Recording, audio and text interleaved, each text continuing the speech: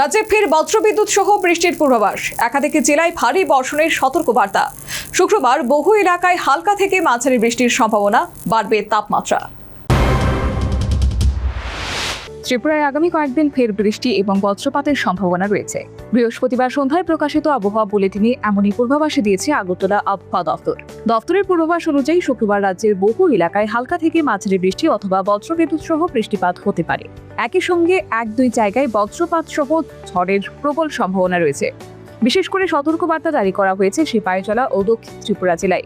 ওই 2 জেলায় 1 বা 2 জায়গায় 7 থেকে 11 সেন্টিমিটার পর্যন্ত ভারী বৃষ্টিপাত হতে পারে বলে জানানো হয়েছে। ফলে নিচু এলাকা ও জলবদ্ধ অঞ্চলে বিশেষ নজরদারির প্রয়োজন রয়েছে।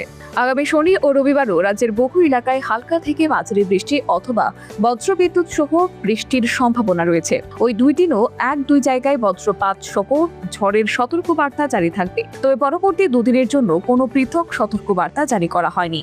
এদিকে শুক্রবার আগরতলায় সর্বোচ্চ তাপমাত্রা প্রায় 35 ডিগ্রি এবং সর্বনিম্ন 26 ডিগ্রির কাছাকাছি থাকতে পারে। আগামী 3 থেকে 4 দিন সর্বোচ্চ তাপমাত্রা স্বাভাবিকের তুলনায় 2 থেকে 4 ডিগ্রি বেশি থাকার সম্ভাবনা রয়েছে। তবে সর্বনিম্ন তাপমাত্রা স্বাভাবিকের কাছাকাছি থাকবে বলে বৃহস্পতিবার সন্ধ্যাকালীন আবহাওয়ার পূর্বাভাসে জানিয়েছে আইএমডি আগরতলা কেন্দ্র। Bureau report, news vanguard.